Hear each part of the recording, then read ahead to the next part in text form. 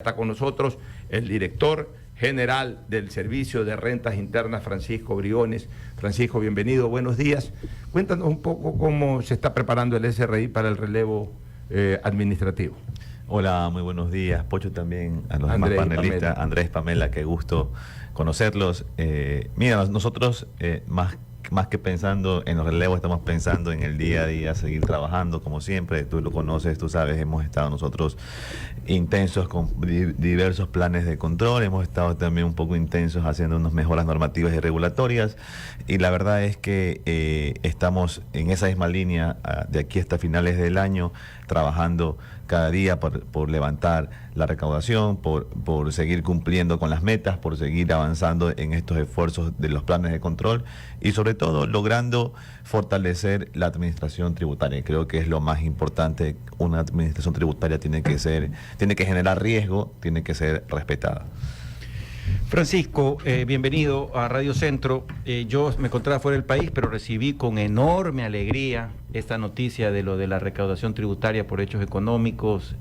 Realmente me alegraste el día, la semana, el mes, el año, la década, porque creo que era una información que siempre se la venía reclamando, ¿no? Yo creo que era necesario descubrir este tema de recaudaciones en donde ciertas ciudades, ¿no?, y ciertas regiones tenían una carga importante, pero la realidad es que con el estudio que ustedes han hecho se determina que en algunos casos no se compadece el RUC el domicilio de la empresa con el hecho económico en donde se produce realmente el tributo.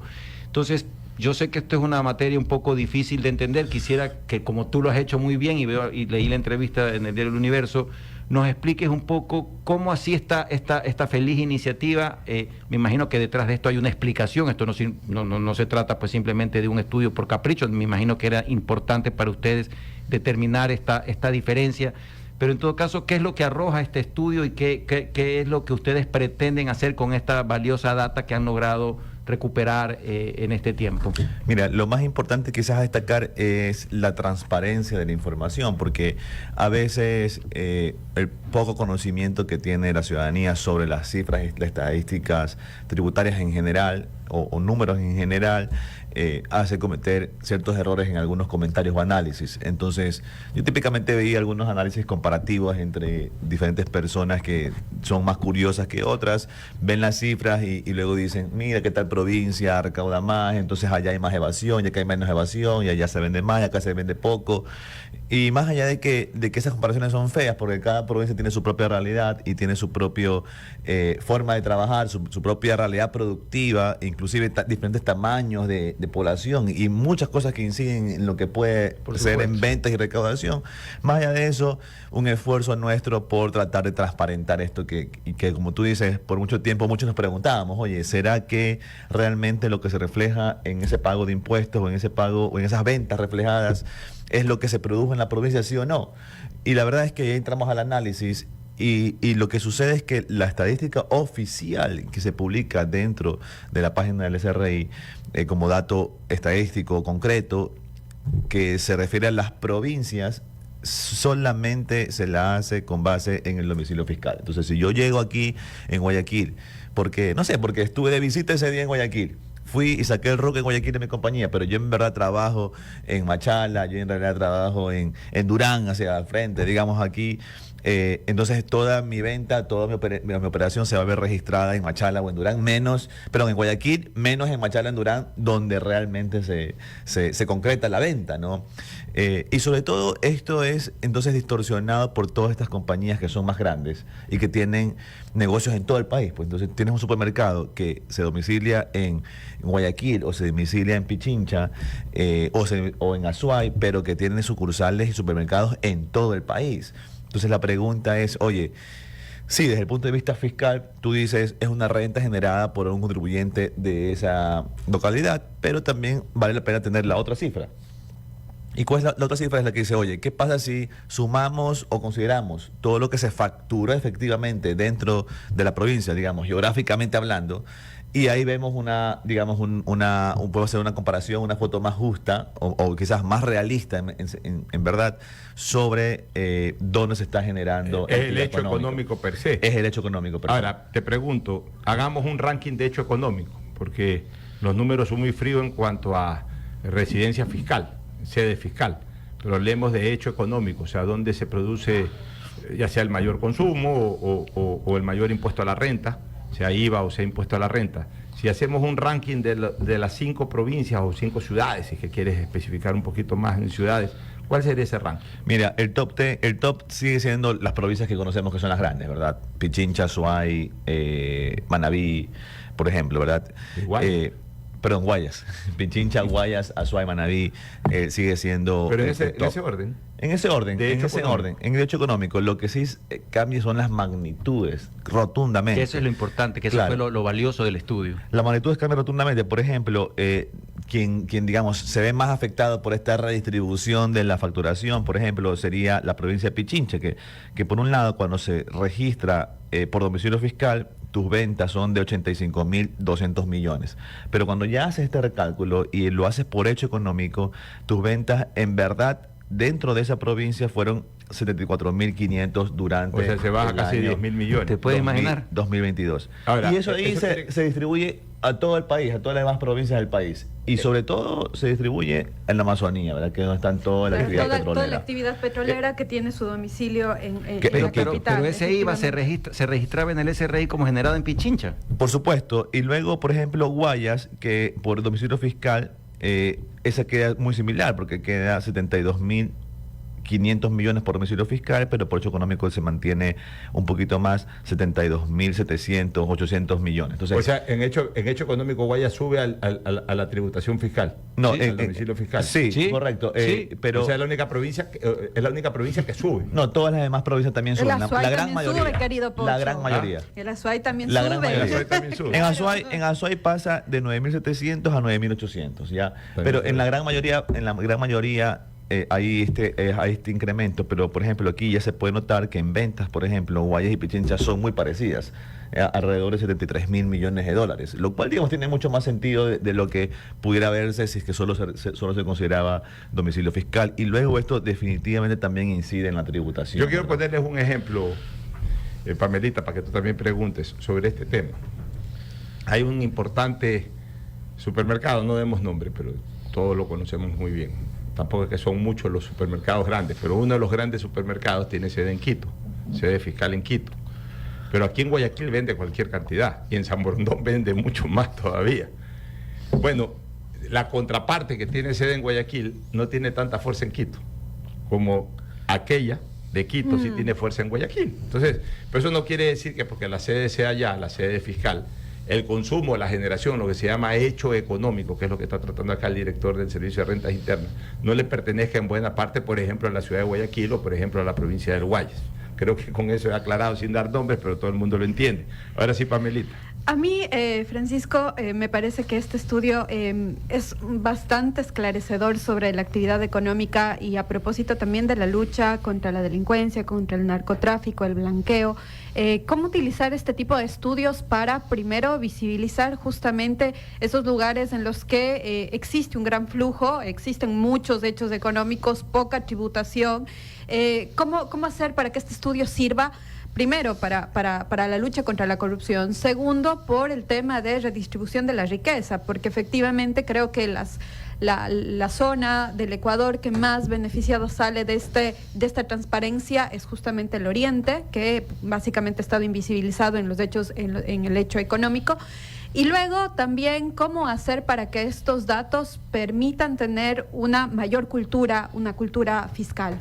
Mira, nosotros parte también, decía al inicio, de la transparencia, pero parte también de la, digamos, del afán de haber publicado esta información, también es generar una discusión a nivel nacional, ¿no? Me parece que a nivel de política pública debe ser discutido por nuestros nuevos asambleístas, por ejemplo, ver hechos de cómo se pueden asignar recursos de forma más eficientemente. Me refiero a los recursos que distribuye el Estado para los diferentes GAD, los gobiernos autónomos descentralizados, porque definitivamente, la semana pasada estuve en Orellana, en el Coca, allí la recaudación, o quizás la recaudación por hecho económico pasa de 40 millones que ellos por domicilio fiscal se registra, pasa a prácticamente 165 millones. Es decir, se revela que las empresas que están trabajando y funcionando en el Coca, en la provincia de Orellana, en general generaron 3 veces más impuestos de lo que se registró. Y tú dices, ay, oye, bueno, entonces ¿será que si está generando tanto impuestos o beneficios para el fisco, será que puede decidir también un poco más de transferencias para la administración de los GAT? Y eso ayudaría también, como tú dices, a traer un poco más de justicia, no solo tributaria, también fiscal, una justicia distributiva de los recursos, de la riqueza, reconociendo también ya el potencial productivo que tienen las provincias. Bueno, siempre hemos dicho, no, dato mata relato, ¿no? Porque aquí el famoso bicentralismo siempre se ha discutido, ¿no? Bicentralismo, que palabra me parece, no sé si fue del presidente Hurtado, ¿no? Que es irreal. Pero efectivamente lo que tú has dicho marca una tendencia, ¿no? O sea, las ventas de Quito y Guayaquil, si uno ya las sincera, son muy parecidas.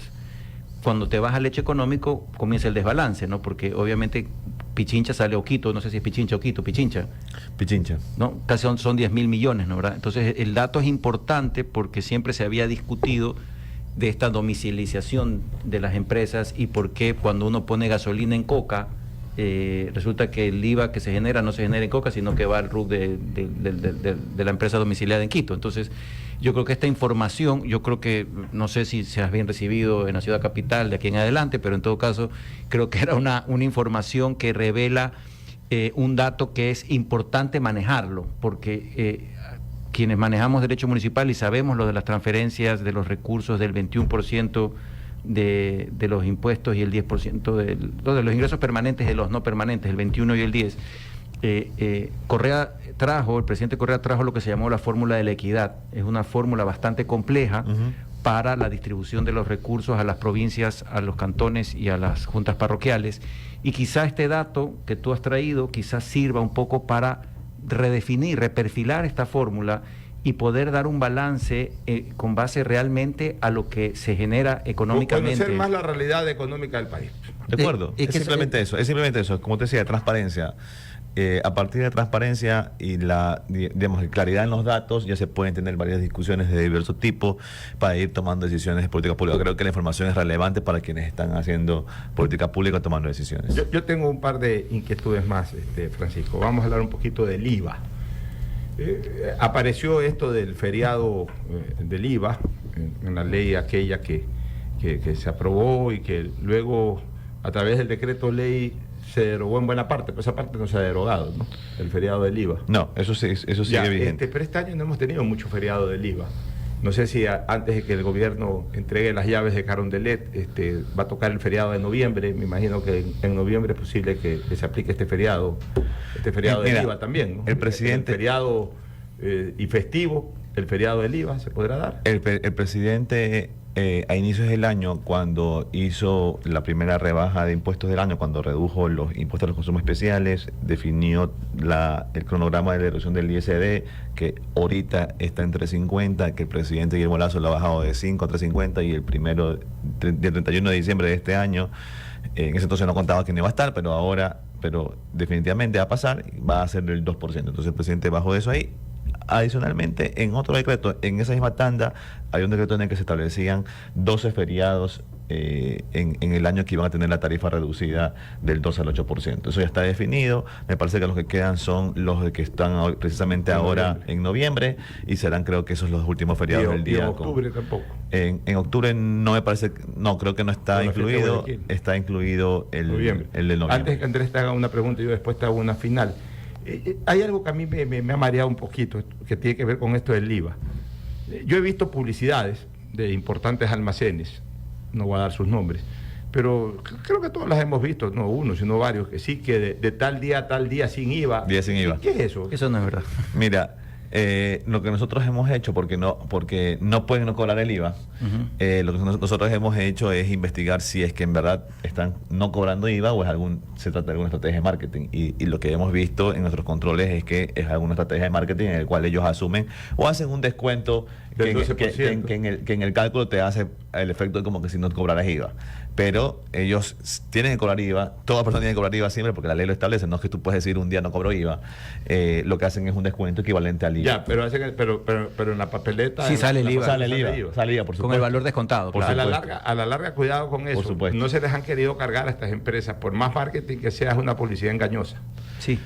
Lo determina así la ley orgánica del consumidor. Claro que sí, porque te puede confundir, efectivamente, te puede confundir esta idea de que hay locales que no te van a cobrar el IVA o hay locales que eluden las normas tributarias, a propósito también de un debate interesante que está dando eso. Entonces, nosotros hemos hecho control sobre eso para verificar, porque yo también veía la propaganda y decía cómo puede ser que cobren no cobren IVA. Pues, o sea, pero a mí me llamaba la atención. Yo decía algún rato que lo tengo a Francisco, le voy a preguntar eso. ¿Tú querías otra pregunta? Bueno, un amigo que nos escribe, un saludo, él me pregunta, ¿dónde se factura la plata del petróleo? Creo que está en Pichincha y no lo han descontado de los 80.000 millones. Bueno, el petróleo, a ver... Esa es la gran duda que tenemos todos los ecuatorianos. Mira, el petróleo lo vende Petroecuador, ¿ya? Y Petroecuador es una empresa domiciliada también definitivamente en Pichincha, es una empresa pública. Okay. Y eso me lleva a poder comentar sobre que este es un primer esfuerzo. Yo ponía el otro día en mi Twitter, o en mi ex, ponía el otro día que esto es un primer esfuerzo. De ninguna manera se trata del último esfuerzo ni el más perfecto. Todavía hay mejoras que se le pueden hacer. Y una de las mejoras, por ejemplo, todavía podría ser separar lo público de lo privado. Es decir, cuánto se genera lo público y privado en cada provincia del país. Y ahí entrarían definitivamente las empresas públicas que están la gran mayoría domiciliadas, o quizás las más grandes, domiciliadas en Quito, las empresas eléctricas, las empresas de petróleo, entre otros. Pero en esos 80.000 millones está el petróleo, está la luz, está absolutamente todo lo que se genera, Imagínate. en el país. Entonces Petroecuador es una empresa que también tiene actividad, por ejemplo, por si acaso, en Guayas, en Santa Elena, importante. En Esmeraldas, tiene la luz, actividad Petroecuador. Pero sin lugar a dudas, hay que seguir haciendo estos esfuerzos. Y lo segundo, lo segundo es que también hay que lograr que esté en el proceso ahorita, pero no es tan fácil, lograr que ya se institucionalice esta generación de esta cifra, ya para que se la tenga, no como lo que vamos a hacer ahorita, que es un estudio de parte del SRI, que quizás se lo podrá actualizar el próximo año, sino que ya también puede ser publicable cada mes, como se publica mensualmente la cifra de recaudación fiscal, debiera también esto institucionalizarse. Una última inquietud sobre impuestos. Acabas de decir hace pocos minutos que desde el 30 de diciembre, ¿no? 31 de diciembre. Desde el 31 de diciembre el impuesto de salida de capitales se reduce al 2%. Sí. Pero hay un cambio de gobierno a mediados de diciembre, inicios de diciembre, ya sabrá el Consejo Nacional Electoral cuando lo determina. El presidente entrante, que eso sí es un hecho seguro, va a haber un presidente entrante antes del 31 de diciembre, podría modificar esto. Digamos que entre un o una candidata que no esté de acuerdo con esto de reducir el impuesto de salida de capital, ¿lo puede frenar o ya es un hecho que va a reducirse? Hay un candidato que dice que él lo va a eliminar totalmente, no ha dicho cuándo, cómo, pero diríamos que en ese camino, digamos que al menos el primero de la, quizás se quede si no con hace secreto. nada, al menos se queda en el 2. Es correcto. Y en el otro camino, la otra candidata que ya nosotros conocemos y se sabe públicamente por su plan de trabajo, de que más bien ellos es de hecho lo subieron ese impuesto. O subirlo o mantener o regresarlo al 5. O sea, ¿cuál sería la vía? Cosas pueden hacer? Sí, lo pudieran hacer. Para subirlo debieran enviar una ley que lo suba, evidentemente, porque eso solo se puede subir mediante ley. Para bajarlo se puede hacer mediante decreto ejecutivo, para subirlo tiene que ser a través de una ley subirlo. Correcto. O sea, digamos que pueden bajarlo o mantenerlo, pero subirlo tiene que ser a través de una ley. Correcto. O sea, dependerá de la Asamblea Nacional. Ahí los quiero ver, muchachos. Dependerá de la Asamblea Nacional. Crear, modificar, sí, pues. Claro, porque para lo que dispone la ley es que para poder subir el impuesto tiene que ser a través de pero para reducirlo la ley sí permitía por decreto. Mediante decreto, correcto. Ya, muy bien. Un remember, como decimos en la calle, un recordatoris. Los impuestos que derogó el presidente Lasso o que los disminuyó, porque esa fue una de sus ofertas de campaña, ya próximo a salir. Sería pero ¿cuánto tiempo tengo? O redujo. Pero ¿cuánto tiempo tengo? Porque son bastantes. Lo más importante, los más trascendentes que tengas en tu... Mira, memoria. nosotros, es un tema interesante, ¿no? No hemos hablado sobre la recaudación al mes de agosto. Cifras rápidas. Aproximadamente 12.200 millones que hemos recaudado entre enero y agosto. Eso es 4% más que todo el año pasado. Perdón, que lo de enero-agosto del año pasado.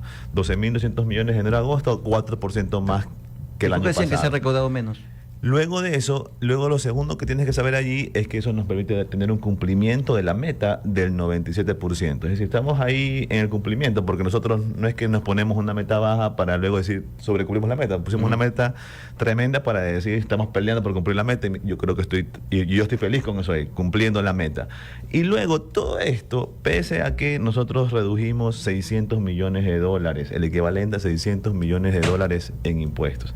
Y ahí yo te puedo decir que hemos reducido, eliminado 15 impuestos aproximadamente. Y ahí quienes dicen, eso es mentira, no creen. Sería bueno, se los leo rapidito, Sí. se los leo los 15 para que no digan que es mentira. 1, 2, 3, 4, 5, 6, vamos. Ahí va, el primero, eliminación del ICE, el servicio de telefonía móvil de las personas. Tu plan celular que antes pagaba ICE se lo eliminamos. Ya. El segundo, bajamos el ISD del 5, como estamos viendo, al 2% en diciembre o al 3.5% que está bajado ahorita. Le pusimos tarifa 0% de IVA a las mascarillas, oxímetros, alcohol, gel antibacterial. Tarifa 0% a toda la higiene femenina, a las toallas sanitarias, tampones, copas menstruales y demás artículos que tenían antes IVA. Eliminamos la retención de los espectáculos públicos. Alguna gente decía, no cumplió con la promesa de campaña, lo cumplimos. Eliminamos esa retención a los espectáculos públicos de impuesto en la renta. Van 5. El sexto, eliminamos el ICE de la telefonía fija, ese teléfono de cordón que es más viejo que la pera, tenía impuesto al consumo especial en el Ecuador como que si fuese un bien suntuario o lo que sea. Le eliminamos el ICE a los calefones, sistemas de calentamientos de aguas a gas para que promover la energía, el consumo de energía limpia. Eliminamos el IVA, que era 12%, se lo eliminamos al arrendamiento de tierras destinadas al uso agropecuario. Si tú tenías una tierra improductiva, se la alquilabas a Pocho, tú le cobrabas IVA para que luego venda el maíz, el arroz, la fruta que produce ahí y que la vende sin IVA. Un sinsentido completo. Ahí van 7. Noveno, eliminación del ICE en los videojuegos. Décimo, eliminación del ICE a los vehículos híbridos y eléctricos. 4 veces más se está vendiendo estos tipos Los de MG Moto. Eso es mismo que aquí publicitan bastante. 0% de los servicios prestados para los turistas extranjeros que van en los hoteles. Y luego también este año le pusimos 0% de IVA a todos los negocios populares RIMPE. Le bajamos el impuesto de la renta también, hicimos una corrección ahí de algo que se había subido inapropiadamente.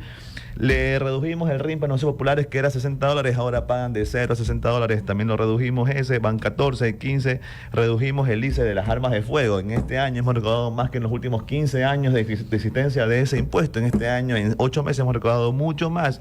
Y por último, bueno, ya dije el tema del ISD, que lo hemos reducido hasta el 2% en este año, 600 millones de dólares que regresan a los bolsillos de los ecuatorianos y que a pesar de eso, nosotros en esta administración hemos crecido la recaudación 4%. Y dejo de lado, y no pongo en la lista para llegar a 20, los aranceles que se han disminuido, las tasas de Ecodelta, las tasas aeroportarias y un sinnúmero más de impuestos que hemos reducido o eliminado. Bueno, muy bien, mi querido Francisco Briones.